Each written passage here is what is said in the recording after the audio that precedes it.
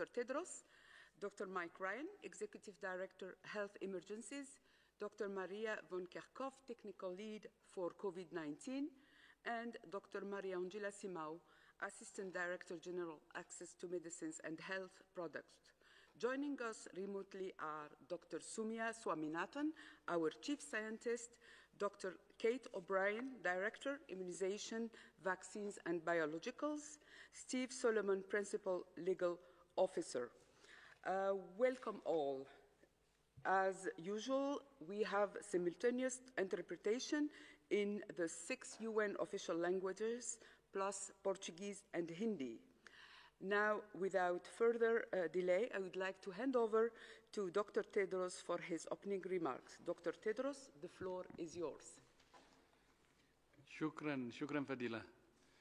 Good morning, good afternoon, and good evening. Last week, I spoke about the importance of testing, which is vital for knowing where the virus is. But it's also important to know where the virus has been and how many people might have been infected without showing symptoms or being diagnosed by testing. To do that, seroprevalence studies are important, which look for antibodies in the blood of individuals to evaluate the extent of infection in different populations. Hundreds of seroprevalence studies have been done around the world, which vary in quality, methods, and the type of tests used. Some follow people or populations over time to show how an antibody response in the individual or seroprevalence in populations changes over time. Despite their limitations, their results are fairly consistent. They tell us that most of the world's population remains susceptible to infection with the COVID-19 virus. We're still learning how strong immune responses are in different populations and for how long this immune response lasts. In January, WHO launched the UNITY studies, a global effort to standardize seroprevalence studies and the use of serological tests. So far, more than 60 countries, including more than 40 low and middle-income countries, are conducting one or more of these studies using WHO's protocols. We're providing technical, financial, and operational support and building research capacities for these studies. We continue to work with our global networks to better understand the proportion of the world's population that has been exposed to this virus and how long immunity lasts in people who have been infected. Seroprevalence studies can help us to understand how long immunity from natural infection lasts, which could also help us to understand how long immunity from vaccination might last. As countries plan to roll out vaccines in the coming weeks and months, we urge them to prioritize vaccinating those most in need, based on the values framework and population prioritization roadmap issued by WHO's Strategic Advisory Group of Experts on Immunization. These documents provide recommendations on who should be considered for vaccination first and lays out the values that inform those recommendations. These are not easy decisions. Vaccinating health workers who are at high risk of infection will help to protect them and the health system. People at highest risk of serious disease or death as a result of age are also a high priority group because protecting them will reduce severe disease and death and take the burden off health systems. As supply increases, the next groups would include those who have higher risk of severe disease because of their underlying conditions and marginalized groups at higher risk. In the initial stages of rollout, which with only a small proportion of a country's population immunized, it's vital that governments, communities, and individuals continue using proven public health tools. Shortly after my election as Director General in 2017, we analyzed WHO's funding situation and saw that organization was too reliant on a handful of major donors. In May of 2018, we announced our plans to establish a foundation to reduce that reliance by generating funding from new sources. In May of this year, I announced the creation of the WHO Foundation, a new independent body to generate resources for the work of WHO from sources we have not accessed before. Today, the WHO Foundation announced the appointment of Anil Soni as its first Chief Executive Officer from the beginning of next year. Anil is an experienced global health expert with experience in the public, private, and non-profit sectors. His previous role was at Viatris, a pharmaceutical company where he was head of global infectious diseases. He has also held senior leadership roles at the Clinton Health Access Initiative and the Global Fund to fight AIDS, tuberculosis, and malaria. Anil will play a vital role at a vital time in supporting the WHO Foundation to achieve its goal of raising $1 billion for global health over the next 3 years.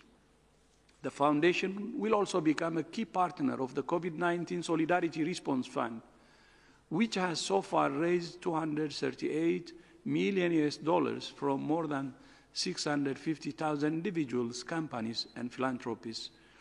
I would like to thank the United Nations Foundation and the Swiss Philanthropy Foundation for their partnership in the success of the Solidarity Response Fund so far. And I would like to congratulate Anil Soni, and we look forward to this new and exciting new era and implement the strategic solution that can bring better resources to WHO. I thank you. Thank you, Dr. Tedros. I will now open the floor to questions from journalists. I remind you that you will need to raise your hand, use the raise your hand function in order to get in the queue, and please unmute yourself. I would like now to invite Carmen from Politico to ask the first question. Carmen, can you hear me? Yes, I can, Fadela. Thank you so much for giving me the question. I have a question about the WHO Foundation, and I was wondering, does the WHO framework for engagement with non-state actors apply to the WHO Foundation? And where is the money coming from for the initial setup of the foundation? Like, where is like who has financed this so far so it can get on track? Thank you.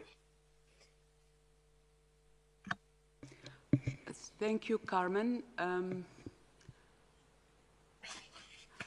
I think we can also, Dr. Tedros would like to say something. Yeah, thank you so much. I think as I said in my speech, maybe I can go back to how it all started. We did a diagnosis of the problems WHO has been facing, especially in 2017 and 2018, as part of our transformation. And we have concluded that from some of the problems, many of the problems could challenge, especially the financing part, could challenge WHO's sustainability in terms of funding. As you know, from the volunteers, most of the money comes, 80% comes as volunteer financing, and it comes from few donors. And during that analysis, what we thought was, if any of these donors withdrew its funding, WHO could get into shock which it cannot absorb. So the strategic solution at that time we proposed was for WHO to broaden its base of donors, but at the same time find new areas of resources. And that's why we developed the first ever investment case, the first resource mobilization framework, and also the first partners forum which was held in Sweden last year. And also we decided to have the establishment of the WHO Foundation. So WHO Foundation was one of the solutions.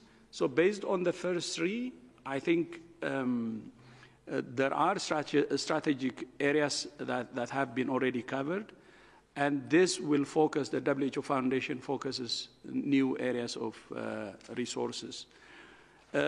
So the money will come from areas where WHO cannot mobilize directly, and where, like the principles we have in FENSA, where there could be a conflict of interest. So the WHO Foundation can mobilize resources without really direct involvement of WHO. So the relationship between WHO and what WHO Foundation makes is not direct.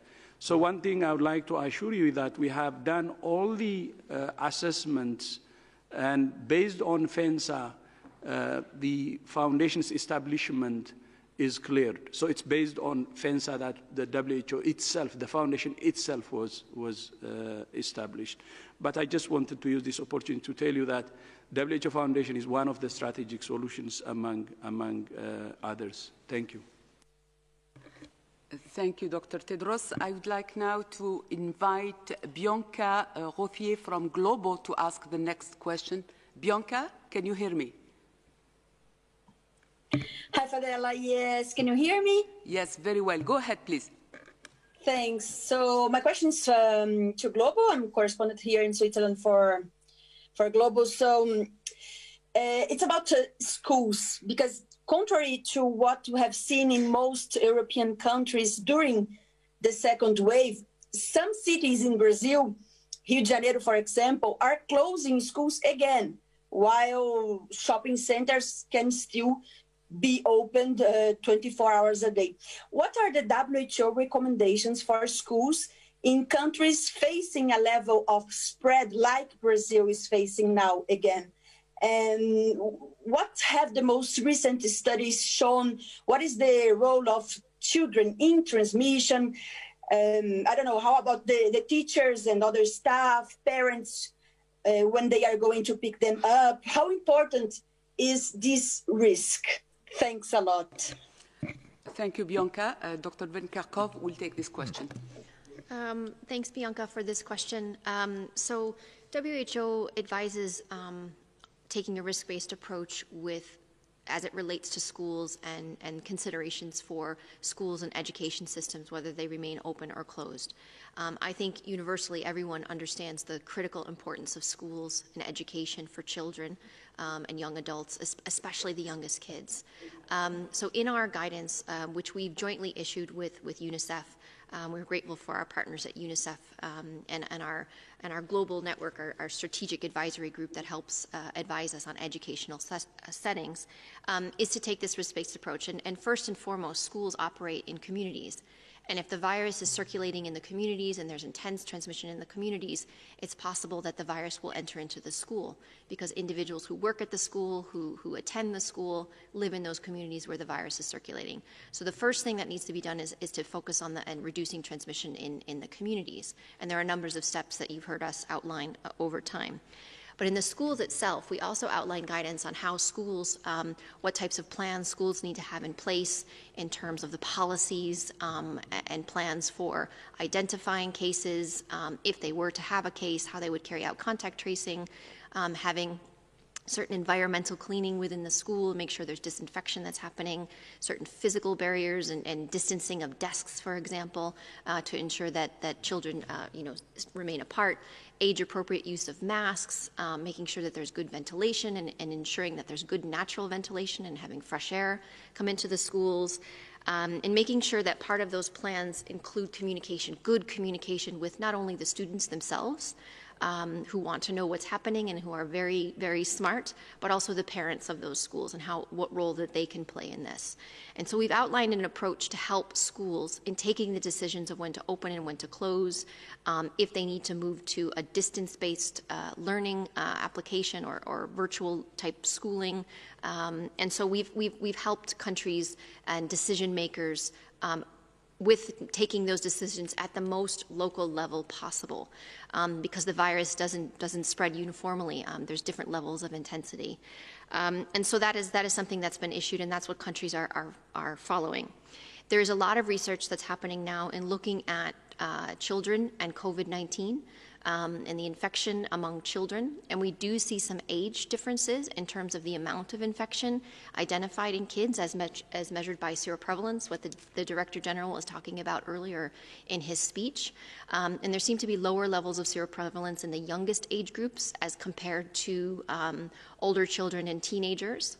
And we do also see differences in the rates of transmission amongst the youngest children, which seems to be lower compared to older children and teenagers who can spread more than the youngest kids.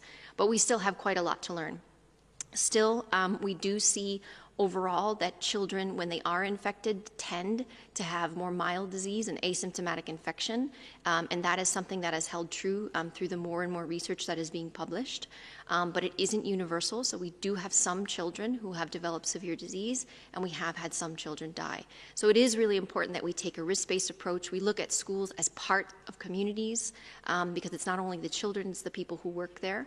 But there are many places all over the world that have opened schools and have prioritized keeping schools open while keeping transmission low. Thank you very much. I would like now to invite Emma Fars from Reuters to ask the next question. Emma, can you hear me? Yes, I can. Thank you for taking my question. It's regarding the Biden health team, which is coming together now. I'm wondering if the WHO has had any discussions with the incoming administration, and whether specifically you can update us on those discussions. Did they lead to anything significant on funding, or even a possible late inclusion of the US into the COVAX scheme? Thanks. Thank you, Emma.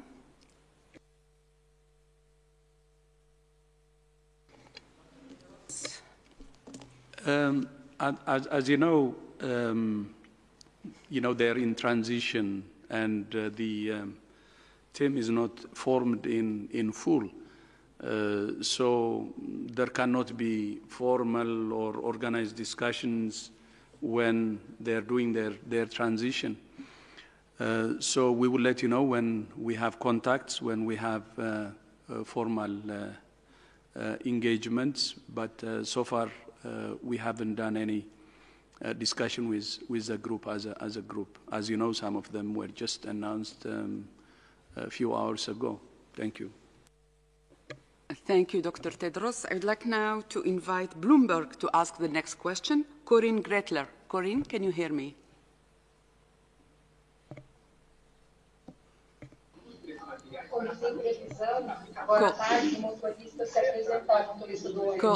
Corinne? Corinne?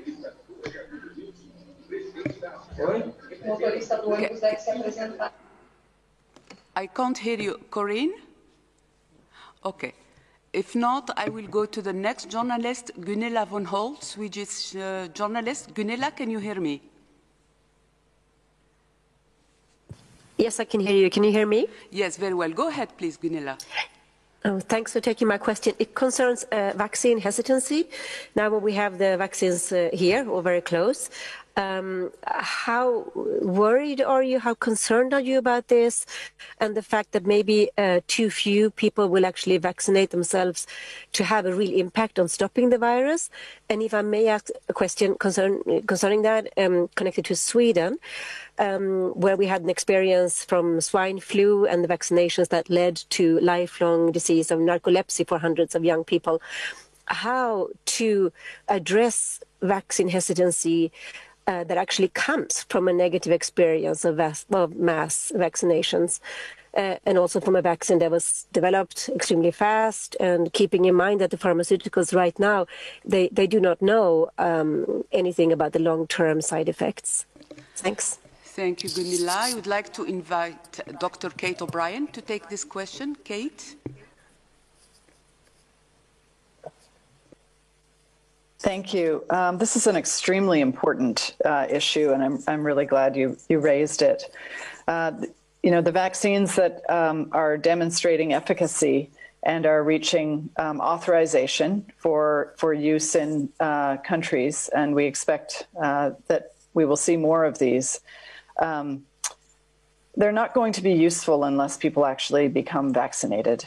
A vaccine that sits on the shelf or in a refrigerator or a freezer is going to confer no benefit to people.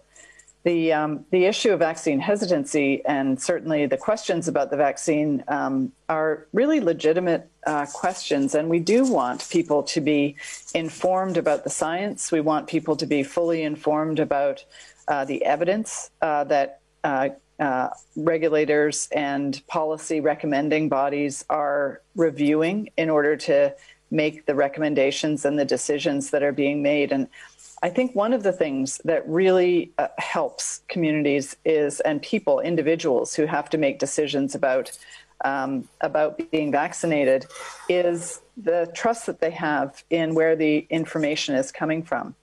And so information really does need to come from the most local level possible, from trusted providers, from people's physicians or the nurse that they go to, or the voice of public health people in the community. So sharing the information and the transparency that we have through the regulatory process and through the policy recommending process is really important, so that there's accuracy in what people understand about the vaccines. And each individual will make a decision for themselves about the value that they place on the vaccine. And especially in this time where so many people, millions of people have suffered and the deaths that have occurred. I think this assessment that people will make about their understanding of the benefits of the vaccine is going to be a critical next phase in the pathway towards having these vaccines be critical tools in the toolbox of the interventions that we have. And as Mike and Maria have emphasized so often, having vaccines is not going to be a switch. It's not going to be sort of just going from not having vaccines to having them. We're going to have to continue with the public health interventions for some time yet, because of vaccine supply and because of the ramp up of people getting vaccinated. What I really want to emphasize here is that there is a very robust, a very strong safety monitoring system that is in place. We will, that system is in place in countries that will be starting vaccines in all countries around the world. And as WHO, and perhaps Mariangela can speak to this a bit more, that safety system is switched on fully for full coordination across all of the different groups, the regulators, the manufacturers, WHO, to be looking at the data in real time, so that if there are any signals of concerns around the vaccine, we have the ability to look at that, to investigate it, and to really understand if there's any issue. But in the clinical trials, which have been very large in nature, the safety evidence is the critical piece of evidence that is being assessed by regulators, looking very carefully at the safety profile. And as you've seen in the trials that have been reported in the press releases, at least, there are tens of thousands of people who have been enrolled in the trials, and each of them is randomized. So approximately half of them have received the vaccine. So I think we have standards around safety. We have large clinical trials that have been done. We have a system in place to monitor for rare or unusual potential outcomes from the vaccine and assess whether they were related to the vaccine or not.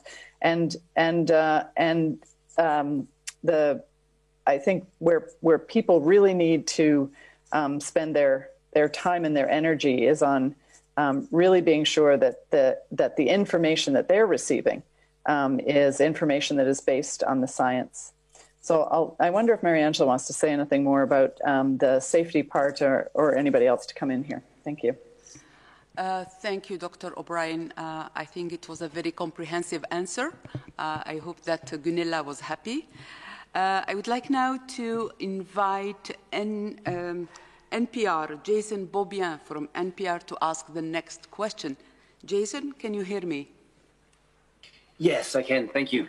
The CDC updated what they're calling a close contact, and they're now adding anyone who had direct physical contact with a person. And before it was, anyone who had been within 6 feet of someone for 15 minutes, masked or unmasked. And I think there's still a little bit of confusion. What is your view about whether or not they mentioned hugging, that if someone had hugged a person, that person would then be considered a close contact and should quarantine. What would be your take on just a short interaction like that, just a hug? Would that be considered close contact? So thanks for the question. It's a good one because there are lots of different definitions out there for contacts. And what we understand from the way that the reason you have the definition of contacts is because of the way the virus spreads. And it's a respiratory pathogen, and so the virus can be released from your mouth and your nose when you talk or cough or sing, but it can also be passed if people have direct contact with one another. What we learn about through these studies is to really get much more detail around what that contact entails. What we know is most transmission is happening among people who tend to spend a lot of time together. They happen in households, they happen in workplaces, and so you have more than just a passing or a brief exchange between individuals. And so when you have a household contact, you may hug that person, you may spend long periods of time in the same room together, you may sleep in the same bedroom together, you may share meals together. And so when the transmission happens in those households, it's very difficult to disentangle how transmission actually occurred and the instant of transmission. But we know that long periods of time together, the intensity of that type of interaction, meaning the closeness of it, the direct contact, the direct nature of that contact, and the type of setting in which that transmission takes place. If it happens in a closed setting with poor ventilation, for example, that is a situation where transmission can be facilitated more readily. So we define a contact. We use a time frame. We do give a 15-minute window in terms of that amount of time spent with someone. But countries and institutions and agencies need to take decisions about how they define contacts based on the experience that they're seeing in their countries, based on the studies that are being conducted, the details of those outbreak investigations. This is why these outbreak investigations are so critical for us, because you get to that level of detail that really disentangles how transmission is happening, because there are different ways in which transmission can take place. So it is important, the time element, the type of contact, if you're hugging someone, if you're kissing someone, if you're caring for someone, especially if they're sick, those are all really important to define contacts. Also, having said that, we try to outline what would be considered a higher risk contact versus a lower risk contact. And that relates to the amount of exposure, the duration and the time of exposure, because when you're carrying out contact tracing, sometimes those numbers of contacts become very high and you need to prioritize who you follow up. So we recommend following up the highest risk contacts, those that have the most exposure to someone who is a case.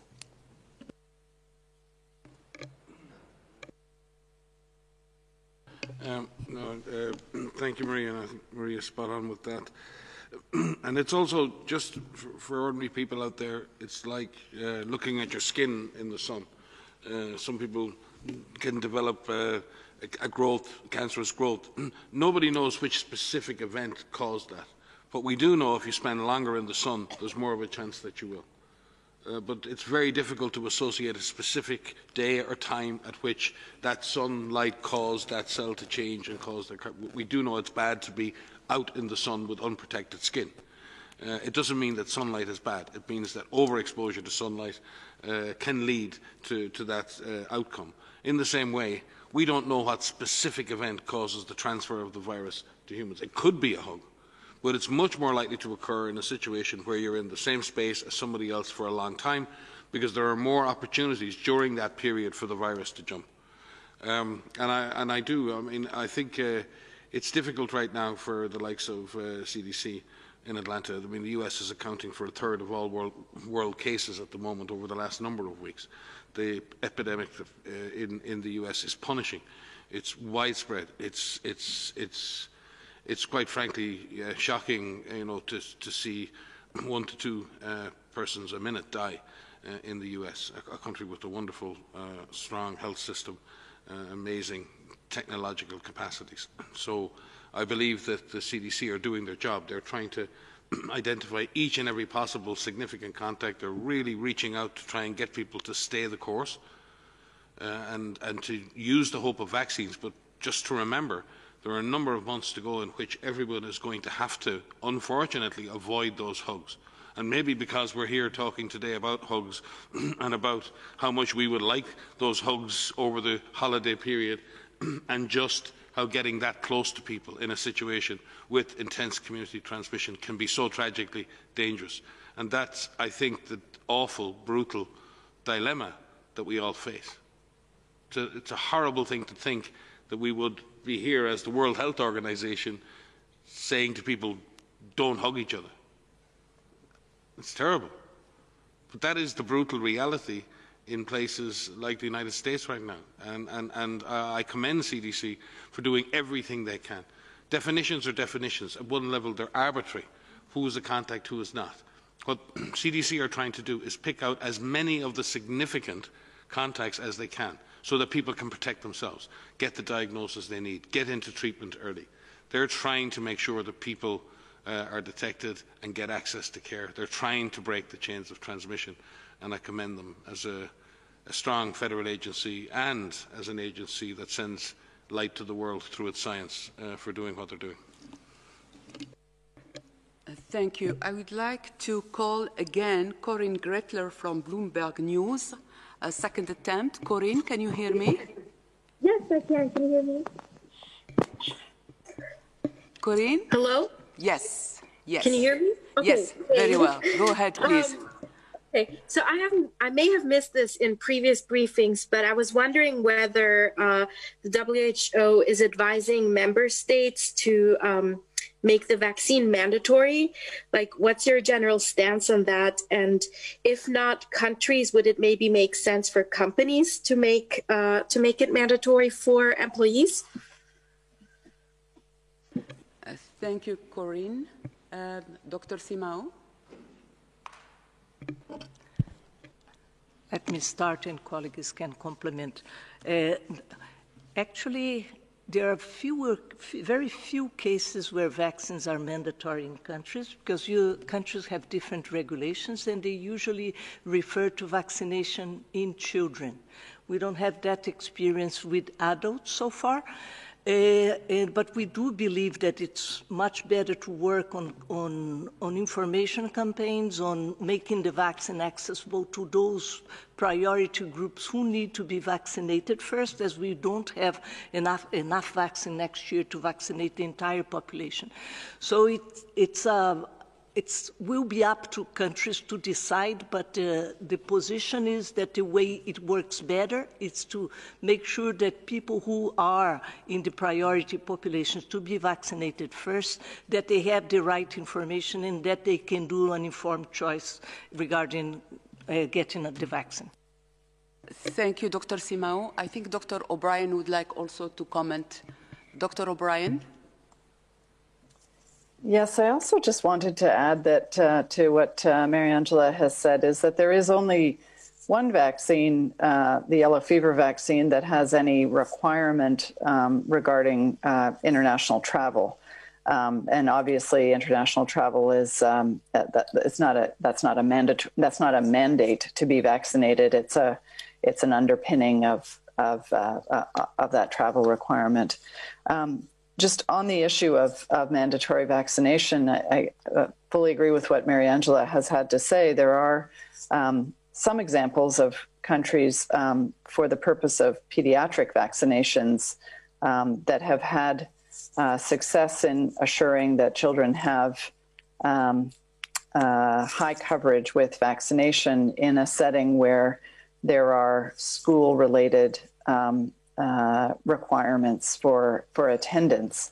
But we do think that it is a much better position to actually encourage and facilitate the vaccination without those kinds of requirements.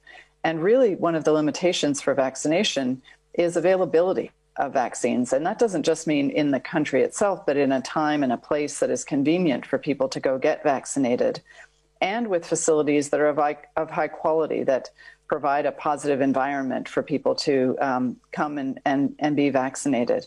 So there are many ways in which we can facilitate people coming to get the vaccines that they want to get and that they know are for their health and their safety. And I think the other thing to say is that there may be some countries or some situations in countries where there are professional circumstances where it would be required to be vaccinated, or where it would be highly recommended to be vaccinated. And one can imagine certain professional jobs in hospitals, respiratory technicians, intensive care unit physicians and nurses, where for the safety of both the staff and the patients, there would be a very strong recommendation to be vaccinated. So I don't think we envision any countries creating a mandate for vaccination, but there certainly are situations where that strong recommendation, or perhaps on the part of an employer, would decide that that would be a requirement. Thank you. Dr. Ryan? Yeah, and I agree with very much of what Kate said. I think the issue of the discussion we need to have amongst ourselves, with ourselves, is the issue of what is personal responsibility versus what is a requirement of law. And what are you as an individual willing to do to protect yourself and those people around you? Would I be, if I lived on a desert island, would I necessarily want to have a COVID vaccine? I don't know. But if I was going to visit my 80-year-old mother, she's not in the nursing home, but if she was, would I, if vaccine was available, would I be responsible in going in there, visiting lots of older people without being vaccinated, if a vaccine was available to me? So I think we all have to ask ourselves those questions.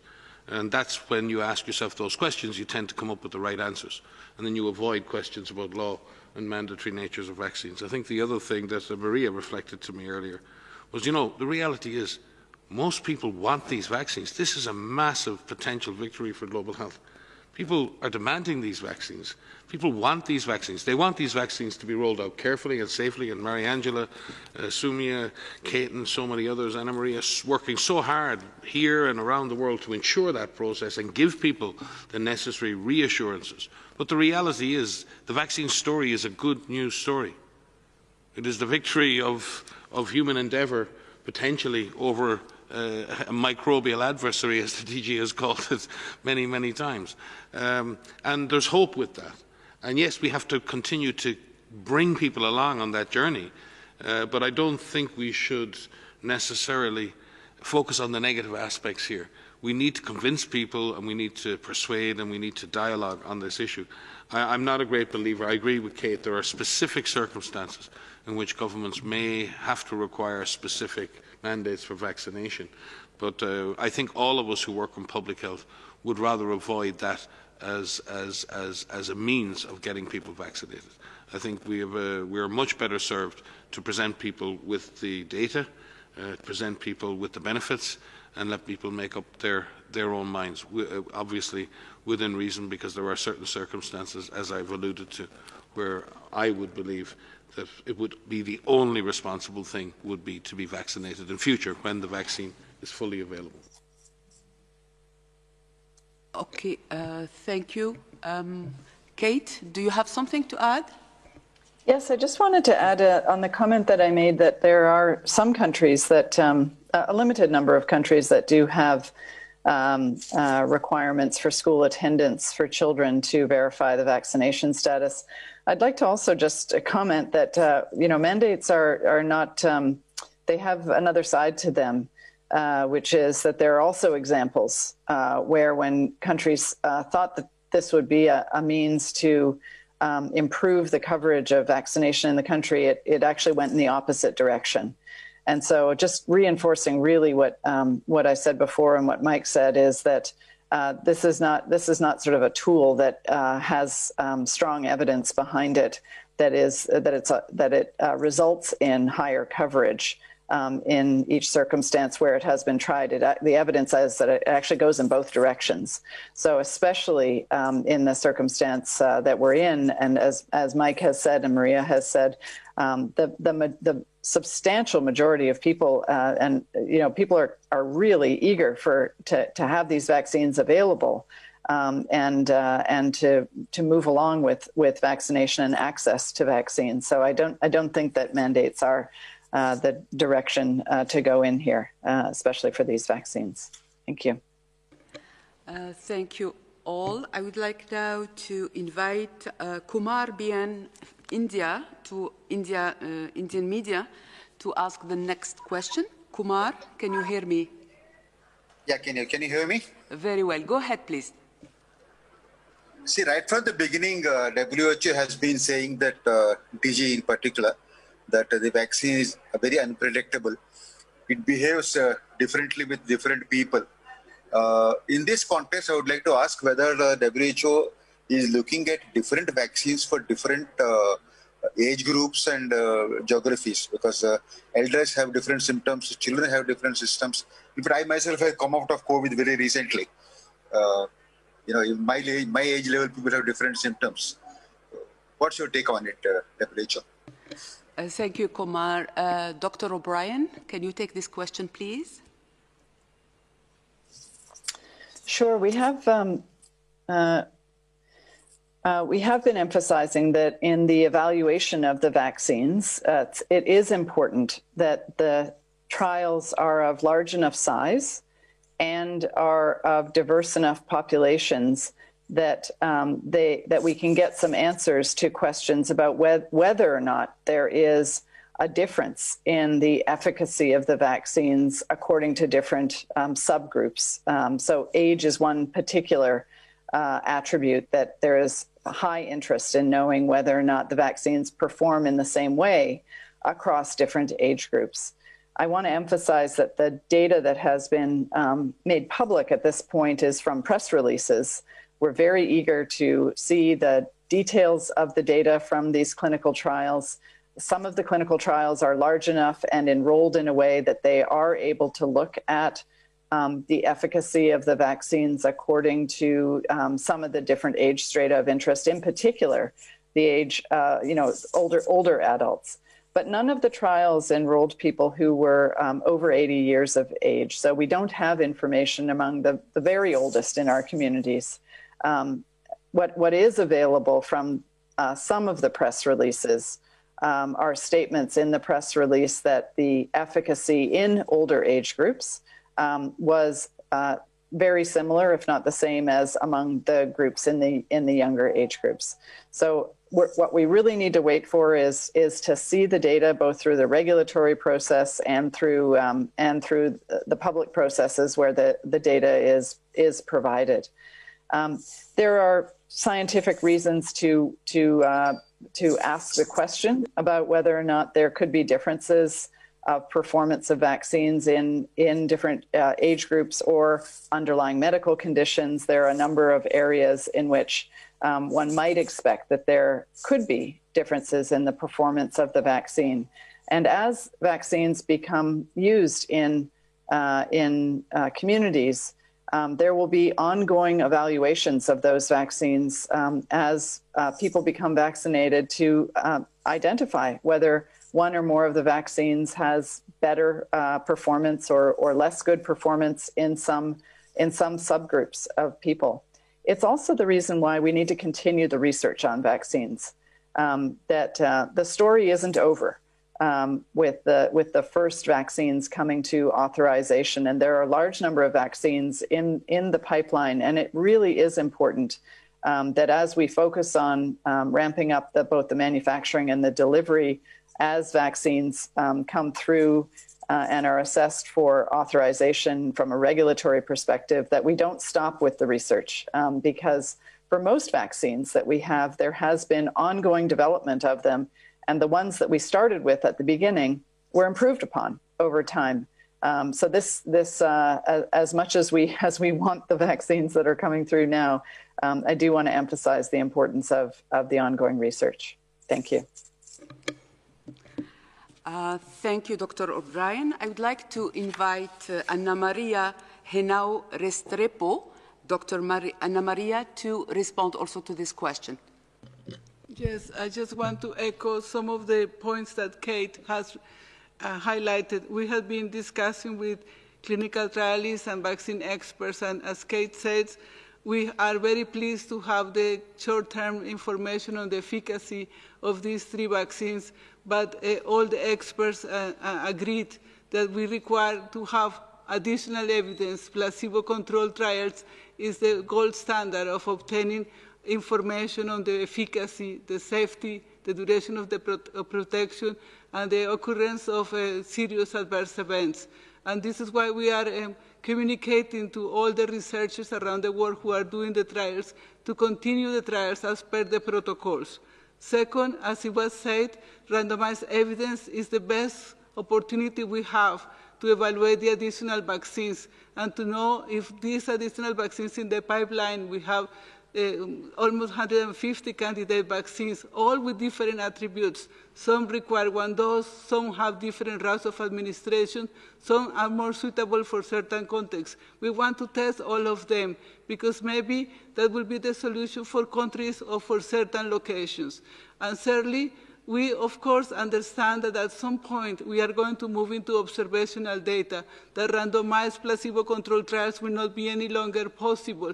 But we have to enter into this phase understanding that this kind of studies don't have the same attributes of clinical trials, randomized clinical trials, that even if they are very well conducted, they are subject to bias, and interpretation is going to be more complex. So we need to look at that.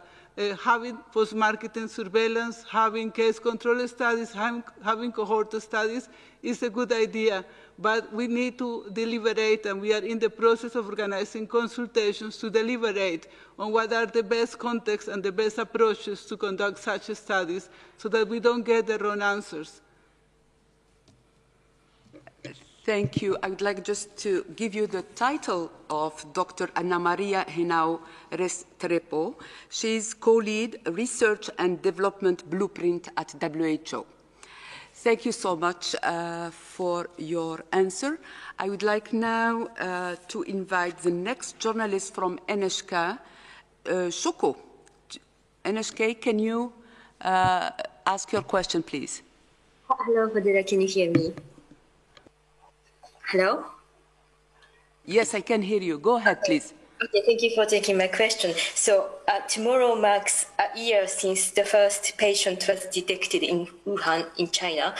Will you please give us an update on when WHO is planning to send the international experts to China? Does it take place by the end of this year, or rather the beginning of next year, or even later? Thank you.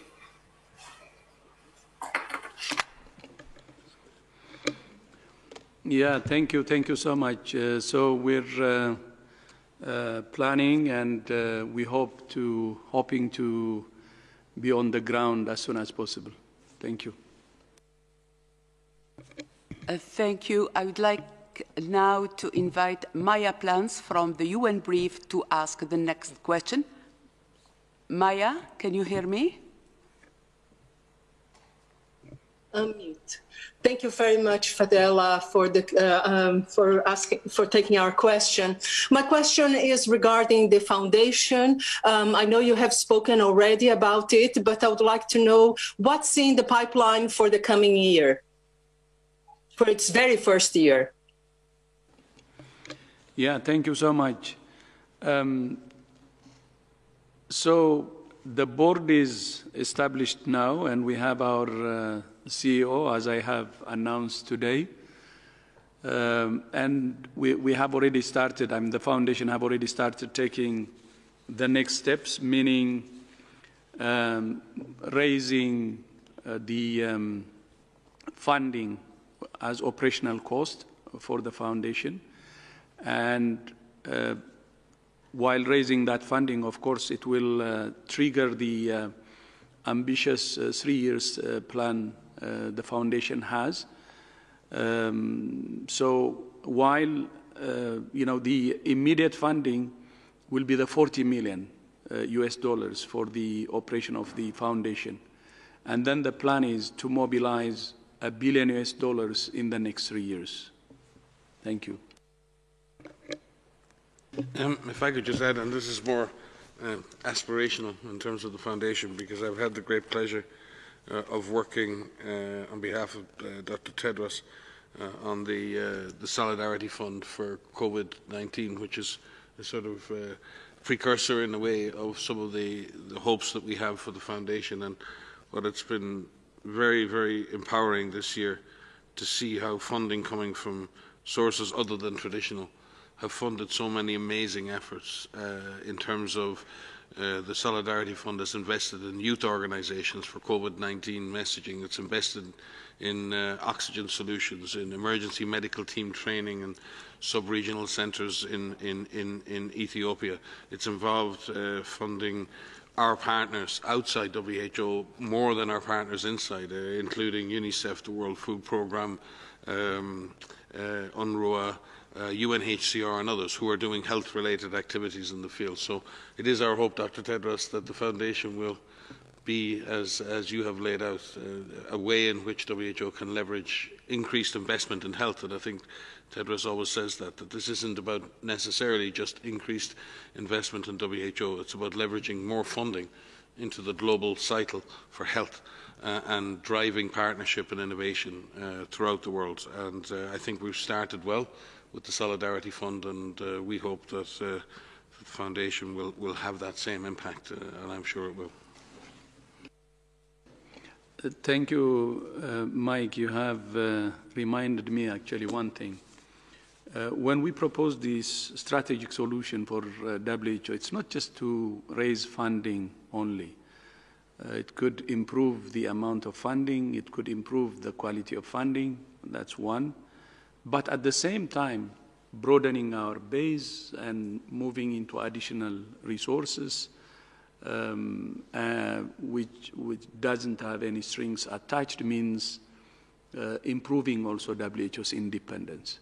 So it's not about funding only; it's also an independence issue. With long-term, multi-year, broad-based funding comes independence also.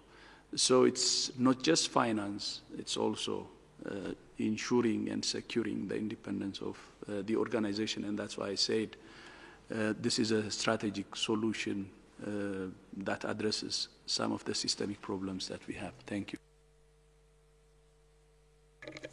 Thank you, Dr. Tedros. I would like now to invite Kostas from ART Greece to ask the next question. Kostas, can you hear me?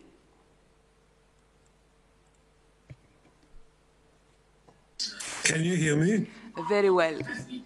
Yes, thank you for taking my question. I would like to ask you about the origin of the coronavirus. Do you agree with the opinion, the scientific opinion of several virologists in the last days who claim that the virus did come from China but mutated in Italy and then became more contagious and deadly than the original virus in Wuhan? Thank you. Thank you, Kostas. Dr. Ryan? We can pass to Maria for more specific comment, but there are many, many hypotheses as to the origins, the evolution and the spread of COVID-19. They all make for great stories, but at the moment there is no proof that any of the hypotheses for generation or for transmission are so. But it is important that we continue to create those hypotheses and then test those against the data that we know.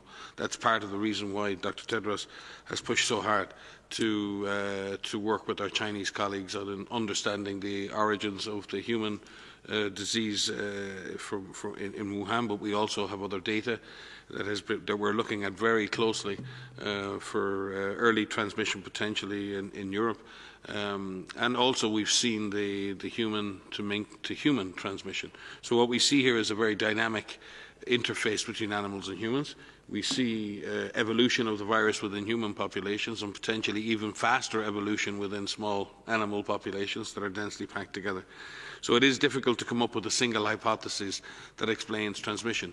There is no question that there was very explosive transmission in Wuhan in the early part of the epidemic, and clearly in northern Italy a similar explosion of transmission at that time, and Italy suffered greatly for that. And then we saw the subsequent transmission in other countries.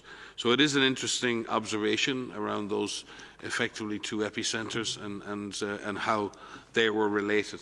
But there are no answers to those questions. But we are really interested, and we're working with both colleagues in Italy and other countries in Europe and Denmark. We're working with our colleagues in China, and we would hope to build up a much more definite picture on that. So please keep sending us your hypothesis, but every hypothesis needs to be tested against the data that we actually have. Maria? Yeah, thanks. So just to support what Mike has said, the studies that need to take place in Wuhan, looking at the first cases that were detected, are really, really critical in terms of those epidemiologic investigations and really understanding at the time that the virus was detected. And those need to take place, and those are taking place. And that's the main mission of the China international team, and that's ongoing, as the Director General has said and as Mike has said. But we are a scientific organization. We are an evidence-based organization. We follow the science. We follow all of the research that is ongoing globally. And there are research groups that are looking at past serologic samples, sera from 2019. And for all of those examples, we will follow up. And we're following up a recent publication from Italy, and those samples are being retested by a partner lab. All of the sequencing that has been made available, and again, it's incredible that more than 200,000 full genome sequences have been shared globally, and these have been shared on publicly available platforms like GISAID. It's really incredible. We need more sequences to be shared, so thank you for colleagues for doing that. And you know, looking at the most common ancestor and the evidence, you know, that points to a late November, early December most common ancestor. We're looking also at some countries that are looking at stored wastewater samples and following up any indication of RNA testing and making sure that it's you know, a real finding. It might be contamination. And we're looking at countries that are going back into their labs and looking at stored clinical samples from 2019. And so all of these avenues are followed up. But again, and the Director General has made very clear, and so has Mike, and so have I, these studies will begin in Wuhan. And it's really, really critical from a public health point of view to understand the events that took place because of the public health importance. What is really critical is that we understand the intermediate host or hosts, because that is the important animal or animals that the virus can pass between. And we want to make sure that that doesn't continue to happen or doesn't happen again. Thank you so much. I would like to invite Peter Kinney from Anadolu News Agency to ask the last question. Peter, you have the floor. Thank you for taking my question. Do you hear me? Yes, go ahead, please. Thank you. With all the growing optimism from vaccine development, there's also quite a lot of talk about the thorny issue of intellectual property rights and sharing of knowledge and data. And I know that South Africa and India have proposed to the WTO that they should choose whether to grant or enforce patents and other intellectual property related to COVID-19 and to share data. Now, the industry says this would halt the innovation that's pushed forward such fast development of data. Can you say what the WHO has to say about this? Thank you. Thank you, Peter. Dr. Simao. Thank you for the question that has been coming up quite frequently lately, because these discussions are ongoing in the TRIPS Council, which is managed by WTO, as you know well. And WHO, of course, welcomes all measures that countries can make in order to make access, to address any barriers to access to safe and effective products, right? And that's the spirit behind this process that's happening at the WTO. On the other hand, WHO's Director General, together with the President of Costa Rica, has launched at the end of May the COVID Access Technology Pool, which is aiming at increased sharing of knowledge and scientific information, but also increase the sharing, the pooling of patents, pooling of licensings through the medicines patent pool. We believe very much that for next year, as we are facing a situation where we will have scarce products, scarce manufacturing capacity in countries, and that countries, and that we, short term, we need to deal with the affordable access, equitable access to these products that prove to be safe and effective. On a mid and long term, we need to increase capacity for example, local production or technology transfer. And that's where the CTAP, which is this platform, can play a very important role through a voluntary mechanism where manufacturers and researchers, academics, and institutions in general can deposit and make available the pertinent licensing or scientific knowledge that can help us face the pandemic in end of 2021 and 2022 and 23.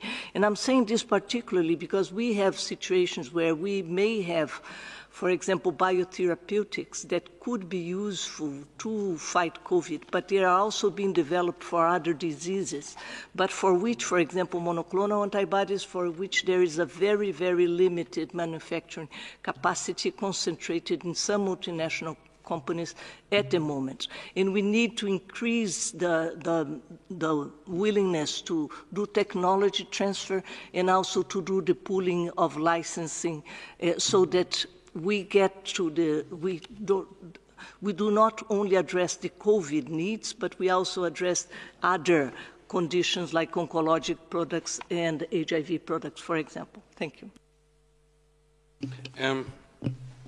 Thank you. Angela, fully agree with your points, but just from the perspective of as we enter many holiday seasons now, and Mariangela is right, the technology transfer can take time and it can be done over many products. But what we need now globally is not to enter the land of empty promises in terms of supporting the ACT Accelerator. The structure is there, the partnership is there. The means to do this, allocation fairly and equitably, is there. We've never had that in place previously. But what's not in place is the financing to make that happen in 2021. I'm speaking, I'm not directly and daily involved with the ACT, so I'm speaking as an advocate for my colleagues who've given every ounce of their energy across multiple organisations on this project over months. And quite frankly, right now there's too much of a gap between the rhetoric and the reality of what the Director General and other leaders have at their disposal in order to make the ACT Accelerator deliver on a fair and equitable result for people around the world. Equity and fairness is still an aspiration, it's a dream, there's a plan. We have the architectural drawings for this moonshot. But I think the DG will agree, we still don't have the financing to make that happen. So I do think as we approach the time of giving, it's really important that countries that speak to the idea of fairness and equity, countries that want that to be a reality and have the financial power, the donors that have the power, be they philanthropic or be they government or other or private sector, that we actually make that happen. But anyway, that's for me is going to be the essence of creating equity. It's not just about the technology itself, it's about financing the ACT Accelerator, particularly the COVAX facility, in order to make this happen. Thank you so much.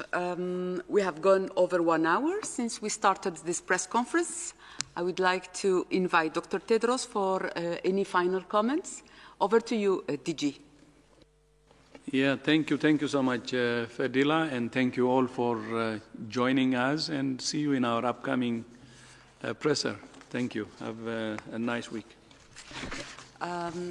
Thank you, DG. I would like just to remind journalists that we will be sending DG opening remarks and the audio file after this press conference. The full transcript will be available tomorrow on the WHO website.